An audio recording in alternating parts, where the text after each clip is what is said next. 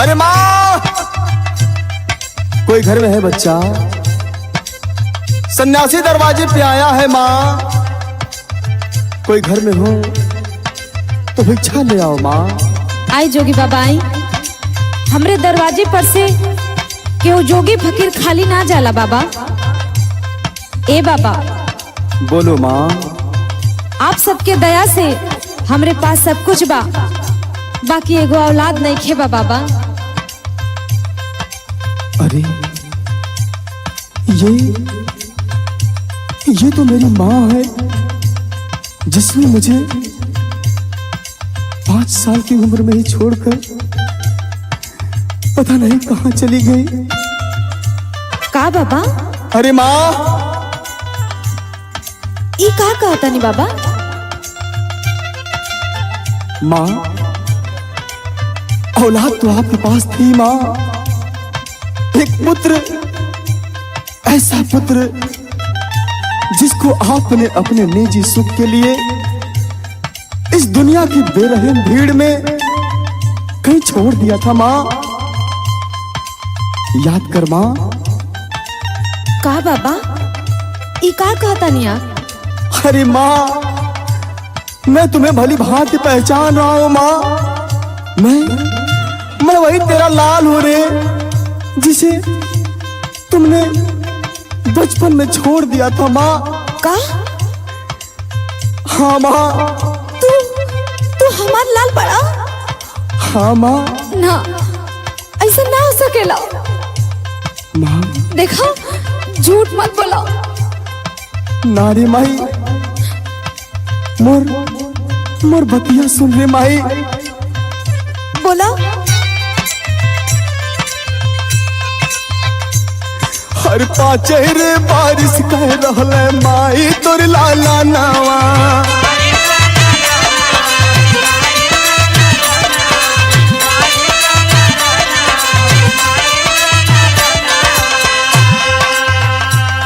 हर पाचे रे बारिश कह रहले माई तोर लाला नावा। माई हो लाला नावा के कह दिहलू बेगानावा।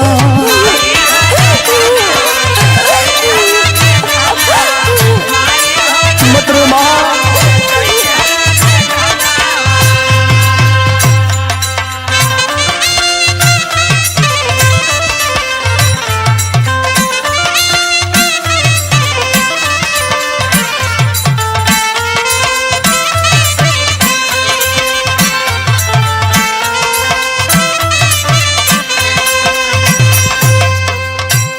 माई,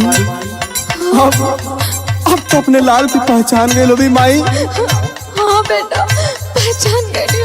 अरे माई, ऐसे 5 साल की उम्र में कौन गलती कहनी जो हमके ऐसे तो छोड़ के चल गई माई। हमके माफ कर दो, बोल माई, माफ कर दो। अरे गुटुर गुटुर काही दूधवा लाला के पिया वालू।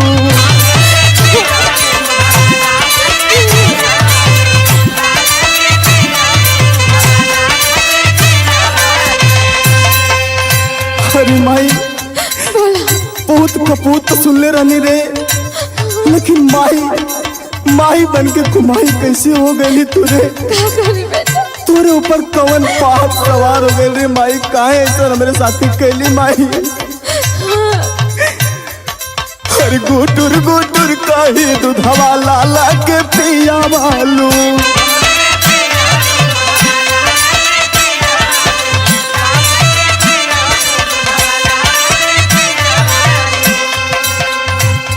अरे गुटुर गुटुर काही दूधवा हिरवा के पिया वालू। हर कहला पी काला बीजले तोहर हो लाला नावा।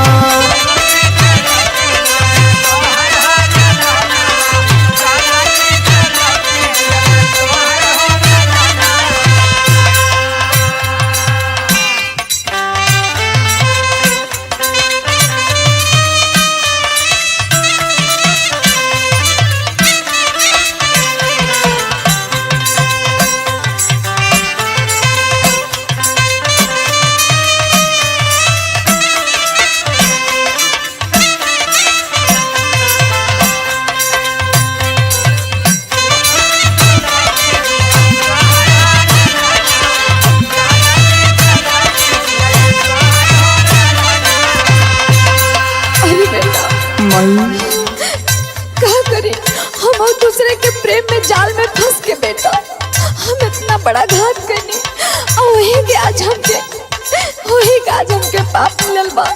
अरे माई अब तो काहे ऐसे रोवत तारी रहे? अब रोला से कुछ न मिले वाला बारे माई। ए माई बोला हाय अपने बिछड़ल बचवा का एगो और बतिया सुन ले माई।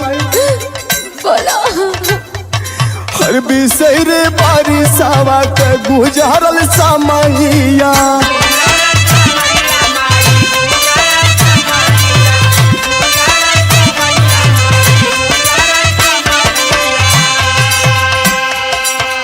हे माई बोला फेरी डालत तोर राह निहारत आज 20 साल के दिन बीत गए रे माई। लेकिन देख गुरु गोरखनाथ की कृपा भइल तो से मुलाकात तो हो गई माई।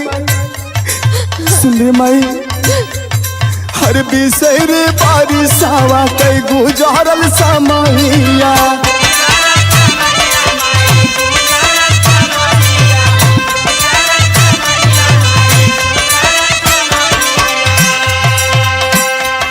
हर बिसरे बारिशावा का गुजारल सामैया।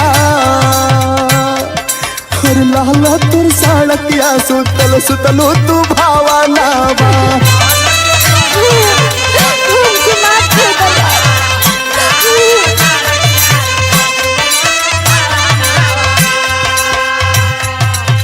ए माई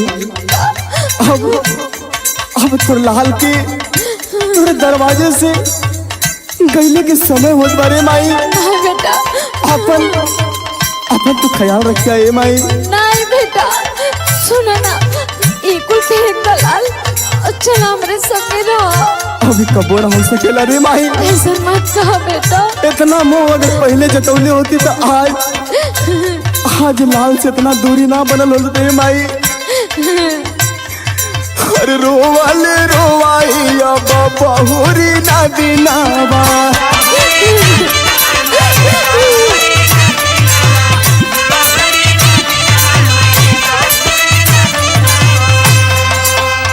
अरे माई तोर लाल तोर बिना कैसे अपन जीवन बितौलस? कहीं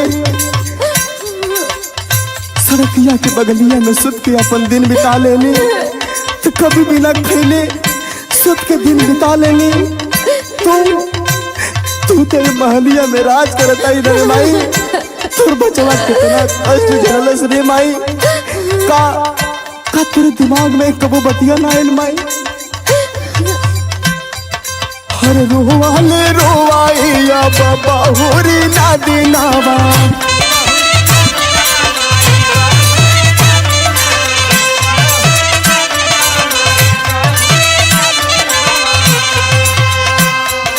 हर रोवाले रोवाई माई बाहुरी ना दिनावा। राम दे हाथी लाल ठाढ़ तोर समानावा।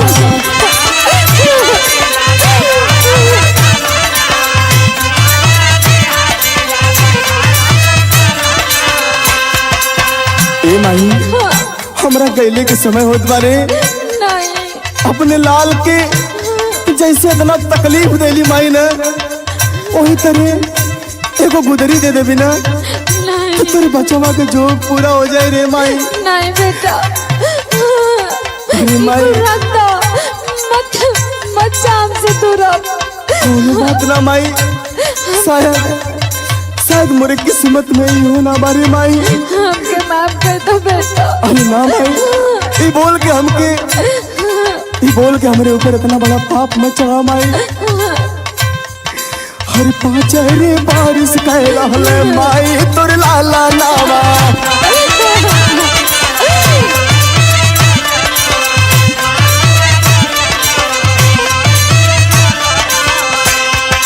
हर पाँच रे बारिश कह रहले माई तोर लाला नावा। पाँच रे बारिश कह रहले माई तोर लाला नावा। माई हो लाला नावा के कह दिहलू बेगानावा।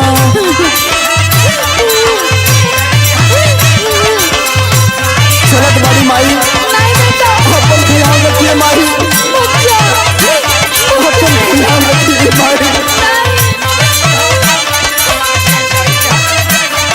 अरे माई हो लाला नावा के कई हलू बेगानावा, माई हो लाला नावा के कई हलू बेगानावा, माई हो लाला नावा के हर कई हलू बेगानावा। बच्चा बेटा। यह कहानी एक ऐसे बच्चे की है जिसके पिता का सड़क दुर्घटना में देहांत हो जाता है। फिर उसकी माँ अपने पहले प्रेमी से मंदिर में शादी कर लेती है। उस समय वह 5 साल का बालक अपनी मासूम आंखों से सब कुछ देख रहा था, इसलिए कि वह 5 साल का बच्चा अपनी माँ के बिना कहीं रहता ही नहीं था। लेकिन प्रेमी से शादी करने के बाद जब उसकी माँ का दूसरा पति उस बालक को और उस माँ को शहर ले जा रहा था, तो ट्रेन में उसकी माँ को बिठाकर बच्चे को कुछ खिलाने के वास्ते ट्रेन से बाहर लेके आता है। और कुछ देर बाद जब ट्रेन चालू होती है तो खुद जाकर बैठ जाता है और बच्चे को जानबूझकर स्टेशन पर ही छोड़ देता है। इसके बाद पत्नी के पूछने पर नाटक कर बोलता है कि बेटा खो गया, मैं ढूंढने निकला लेकिन बच्चे का कोई पता नहीं चला और तब तक ट्रेन चल पड़ी थी। मगर वाह रे माँ बोली कि हम और आप हैं तो और बेटे हो जाएंगे, नाटक करने की कोई जरूरत नहीं है। लेकिन 15 साल बाद वही बच्चा जब जोगी रूप में भ्रमण करता हुआ अपनी माँ को देखता है और माँ को देखते ही पहचान लेता है। उसके बाद माँ से सवाल जवाब करता है, लेकिन माँ उस समय उस बच्चे को मुंह दिखाने लायक नहीं थी। आगे की कहानी आप खुद देखिए।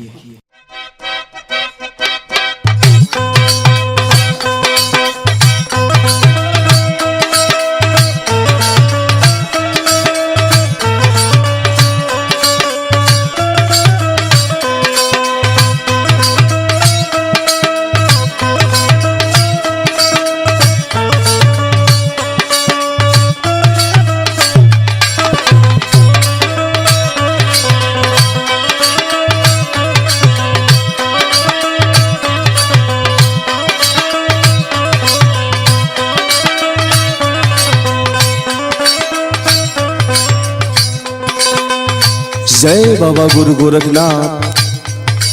माँ कोई घर में है बच्चा? ये सन्यासी तेरे दरवाजे पे आया है माँ, कुछ भिक्षा दे दो माँ। अरे जोगी बाबा। हाँ माँ। बैठी बाबा, हम भिक्षा लेके आवत बानी। अरे माँ। हाँ बाबा।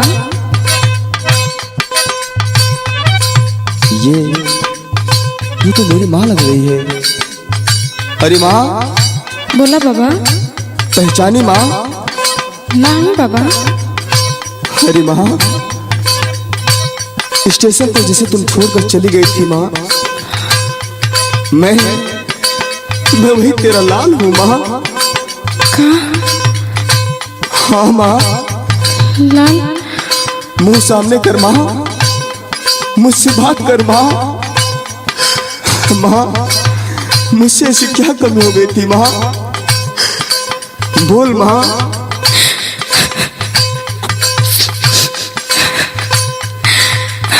अरे माँ, ऐसे मुंह छुपा के क्यों रो रही है माँ?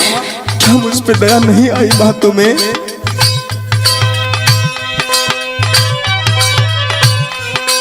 अरे माई के धर्मवा नहीं बुझलू रे माई।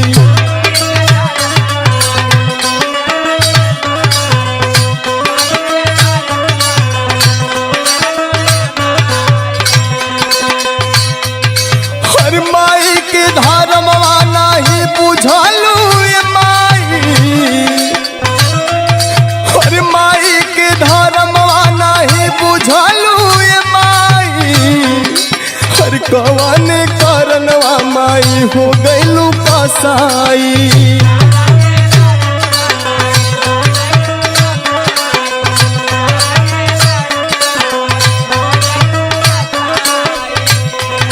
हर कवन कारणवा माई हो गइलू कसाई।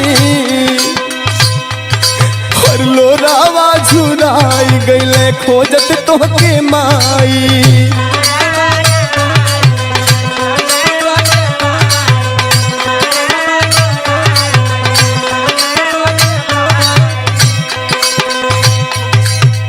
माँ जब से तू इस लाल को छोड़कर चली गई माँ, तब से तेरा लाल दर दर भटक रहा है माँ। भिक्षा मांगकर किसी तरह मैं अपना जीवन व्यतीत करता हूँ माँ। सुन माँ, हर तोहारे कारणवा माई पेटवा चारवाली।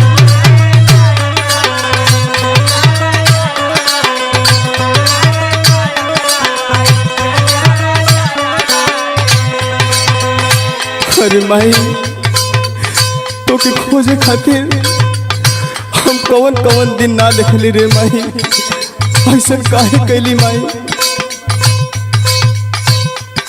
हर तोहार कारणवा माई पेटवा चारवाली।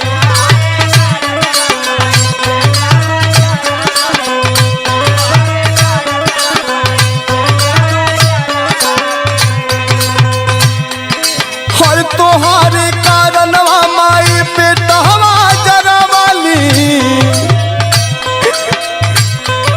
माई तोहारे कारणवा माई पेटवा जरवाली। हर फेंकाला या हरवा खाई जीवन बीतवाली।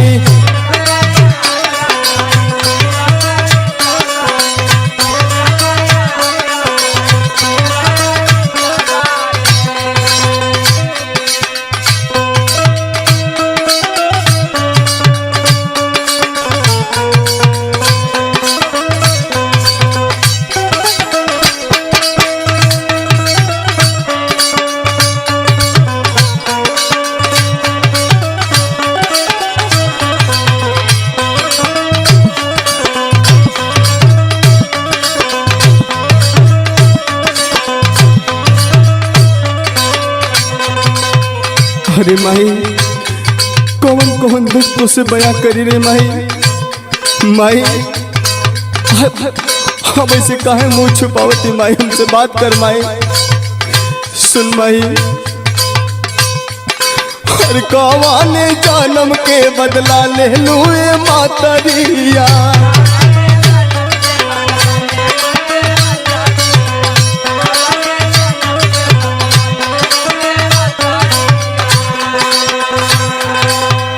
अरे जब तो के अपने लाल से मोह ना रहा तो हमके पैदा होते मार बोले होते माई। कहे हम कैसे दिन में खोली माई। हर कवाने जन्म के बदला ले लूए मातरिया।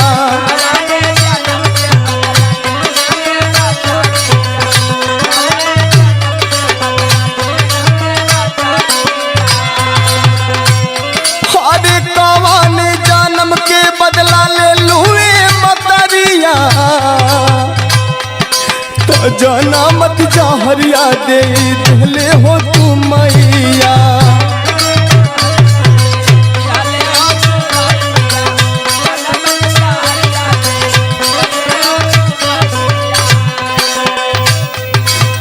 अरे माई अपने अपने त्योहार के महल में राज करत थी तो के हमारे याद कबू ना आयल माई। अरे नारे बेटा हमके माफ कर दा बेटा, हमके माफ कर दा। ऐसा मत बोला माई। अरे ऊंची ऊंची महलिया पवलू हमके दे झोपड़ावा।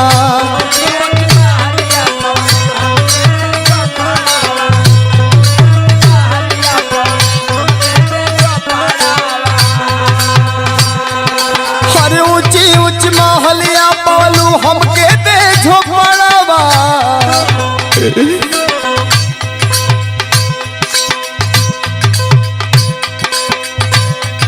हर गईलू भुलाई माई देखी के रोकड़ावा।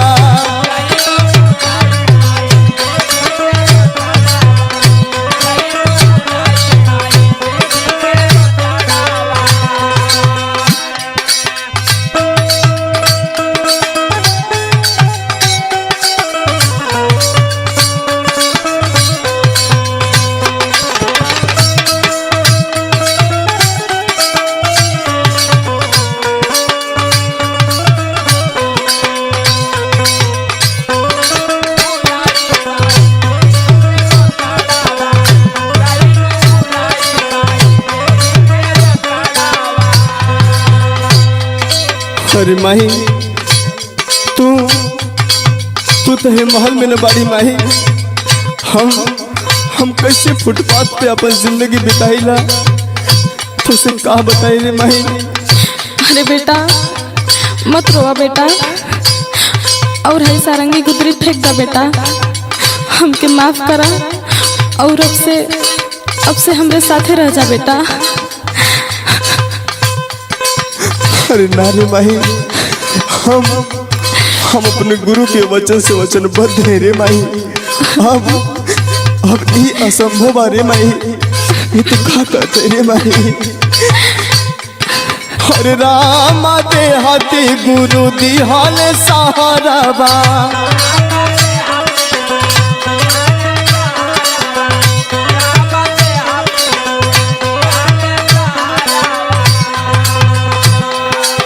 माही हमार बाबू जो स्टेशनवा पे हमके जानबूझ के छोड़ के चल गए माही। हम जब स्टेशन के बाहर गए जोगी बाबा हमके अपने साथ लेके गए, अपने शरण में हमके सहारा दे दे माही। तब से हम जोगी बन के भिक्षा मांगे थिला रे माही। हरे राम दे हाथी गुरु दिहाल सहारा बा,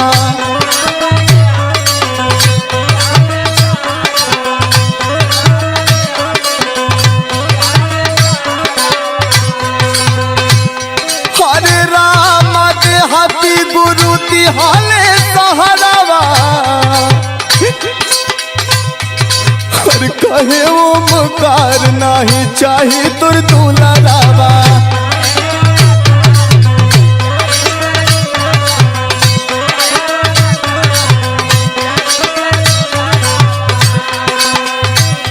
माई बोला बेटा। माई आज जोगिया के झोली में एक फटही लुगई डाल देबी ते जोगिया के जोग पूरा हो जाई माही। अरे ना रे बेटा, हमसे इतना बड़ा पाप मत करवाओ बेटा। अरे ना माही, तो के करे के पड़ी रे माही। हमके माफ कर दा बेटा। हर काहे ओमकार नाही चाहे तुर सहारावा। अरे रुका बेटा, नहीं चाहे तुर सहारा, लेके जा बेटा। ओमकार नहीं चाहे तुर सहारावा, कहे ओमकार नहीं चाहे तुर सहारावा। हमारा के नहीं चाहे कवनो सहारावा।